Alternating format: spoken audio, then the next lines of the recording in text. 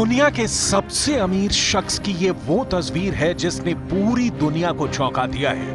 ये Elon Musk है जो एक बड़ी खास मीटिंग के बाद बाहर निकले और उनकी फोटो खींच गए। और ये वो रिपोर्ट है जिसे पढ़कर कहा जा रहा है कि क्या सूरज पश्चिम से निकलने वाला है।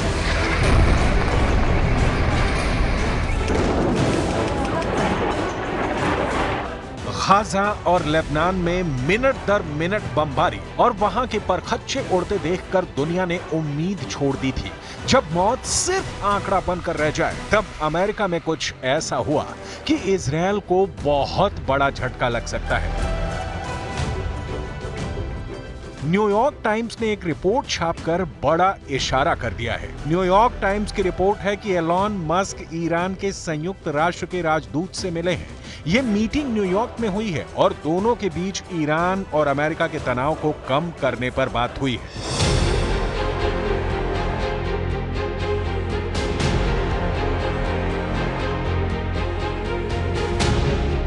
इस मीटिंग के बाद जो सवाल उठे हैं वो बहुत बड़े हैं। क्या डोनाल्ड ट्रंप 20 जनवरी के बाद वो करने जा रहे हैं जिसकी हिम्मत अब तक अमेरिका के किसी राष्ट्रपति ने नहीं की?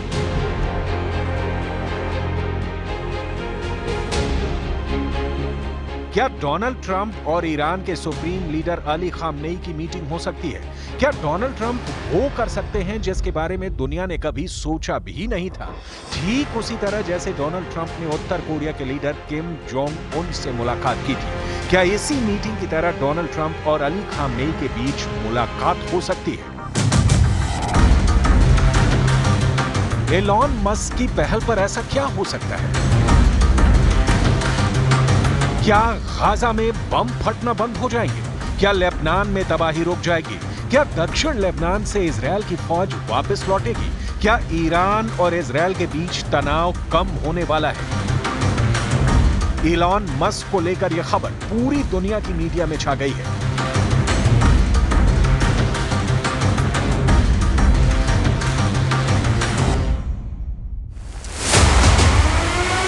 ब्रिटेन के मीडिया ने खबर सबसे ऊपर रखी है।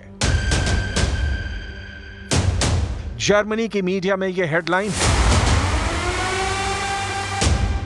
अमेरिका की मीडिया में यही खबर छाई हुई है। अरब मीडिया में भी बताया गया कि ईरान और मस्क में बात हुई है। तुर्की की मीडिया में भी यही हेडलाइन है। ईरान की मीडिया ने भी यही माना है कि ऐसी रिपोर्ट है।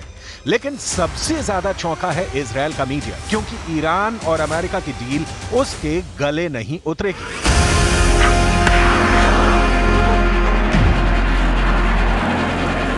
इस वक्त इजरायल 7 मोर्चों पर लड़ रहा है। यह खुद इजरायल के प्रधानमंत्री बेंजामिन नेतन्याहू का दावा है। क्या नेतन्याहू इस मीटिंग के बारे में जानते हैं? क्या नेतन्याहू चाहेंगे कि ईरान और अमेरिका के बीच सब कुछ सामान्य हो जाए?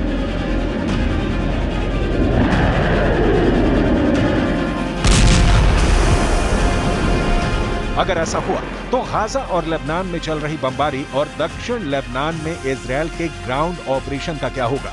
1 अक्टूबर को इजरायल ने दक्षिण लेबनान में अपनी सेना को कूच करने का ऑर्डर दिया था, लेकिन अब तक दिन रात ऑपरेशन चलने के बावजूद उसे हिजबुल्लाह के कुछ अड्डों को उड़ाने के अलावा कोई बड़ी कामयाबी हाथ नहीं लगी है।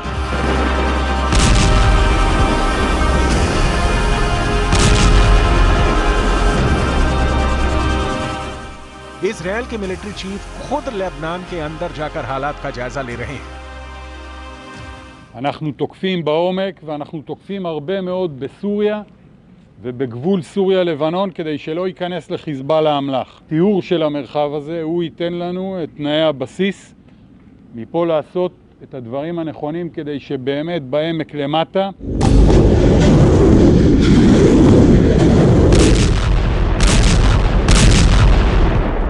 इजरायल बम मार रहा है, लड़ भी रहा है, लेकिन जीत नहीं रहा।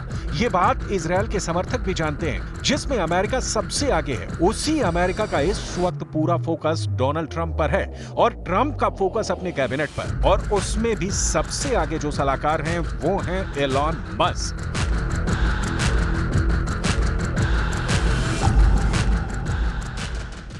His name is Elon Musk. He saved free speech. He created so many different great things. Where is he? Come on up here, Elon. He created the first major American car company in generations, and his rocket company is the only reason we can now send American astronauts into space. Come here. Take over, Elon. Yes, take over.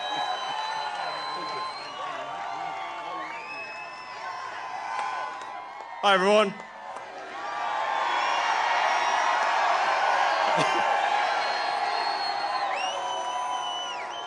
As you can see, I'm not just MAGA, I'm dark MAGA.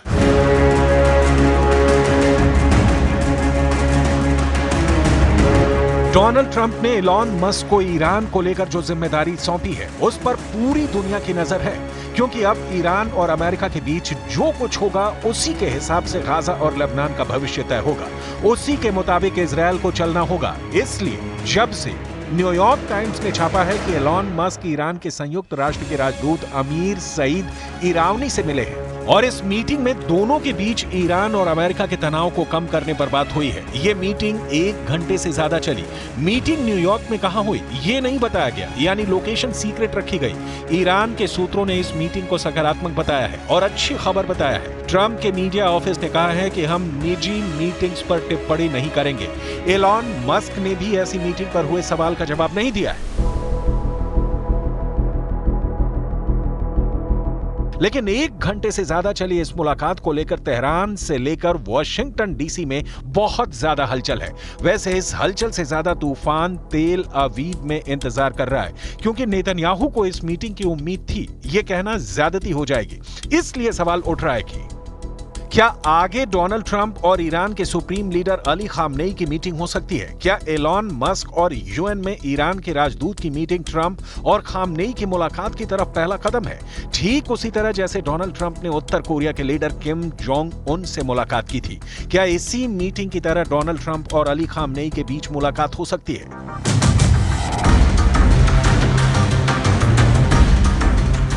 12 जून 2018 वो तारीख थी जब Donald Trump Singapore में उत्तर Korea के leader Kim Jong Un से मिले थे।